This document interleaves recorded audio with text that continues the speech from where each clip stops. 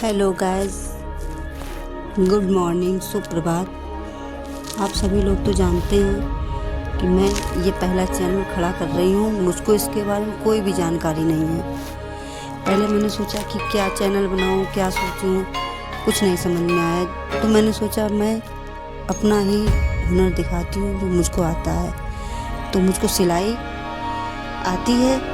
मैंने बहुत ही कम समय में ये सिलाई सीखी है और मैं ये सोचती हूँ कि मैं यानी कि आगे चल के अच्छी कामयाब सिलाई वाली बन जाऊँगी, यानी सिलाई करने लगूँगी और आप लोगों को मैं कुछ ना कुछ बना के दिखाऊँगी।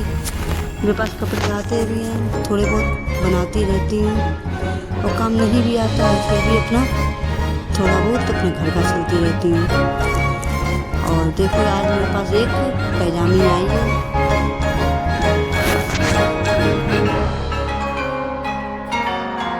वो लोग ये सोचते हैं कितना कम से कम में सिल जाएगा और मैं भी ये सोचती हूँ कि चलो घर में बैठ के इतना यानी कि 100-200 रुपये 500 मिल जाते हैं तो कोई गलत नहीं है।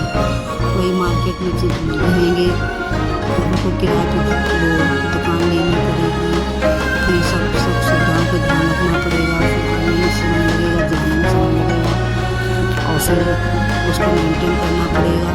तो इतना हम नहीं कर सकते हैं।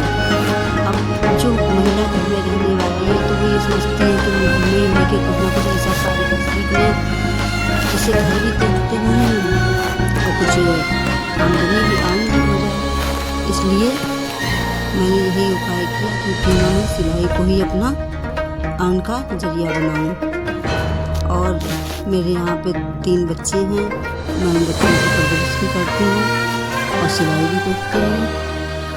बस और क्या है, जब मैं सिलाई नहीं कर पाती थी तो लोग यानी कि जब मैं आस पड़ोस के ब्लाउज सिलती थी तो लोग कहते थे अरे मेरा ये बेकार कर दिया, मेरा वो बेकार कर दिया।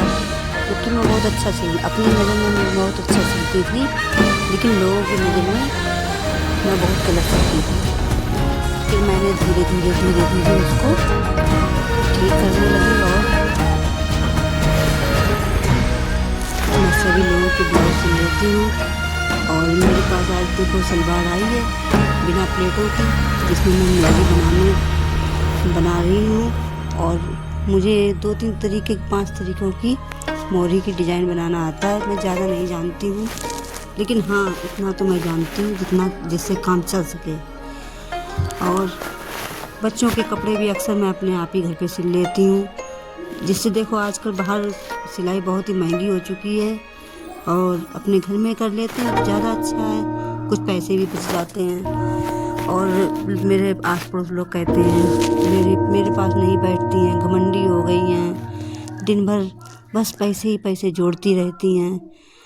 तो ये बताओ, किसी के पास बैठने में किसी कोई दिक्कत नहीं, लेकिन आजकल मेहनत नहीं करेंगे तो कुछ भी हासिल नहीं होगा। हैं, लोगों के पास बैठो, कुछ उनकी बातें करो, कुछ अपनी बात बताओ, तो जब 4 लोग बैठते हैं तो कुछ बातें तो फिर होती ही हैं। इसलिए उन बातों से बचो और अपना खुद का काम देखो, इससे कुछ पैसा भी पैदा होगा और घर खर्च भी चलेगा। और जितना आप लोगों को समय कम देंगी तो इससे आपकी वैल्यू इज्जत बढ़ेगी। ये नहीं कि आपकी बेइज्जती हो या यानी कि इज्जत डाउन हो। वो आप दिन रात पंचायत करोगी, बातें करोगी तो इससे आपकी वैल्यू डाउन हो जाएगी।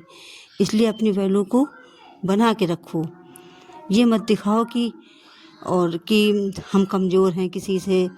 बस अपने काम से काम रखो, जितना लोग पूछें उसका आंसर दो और अपना काम टाइम से करो।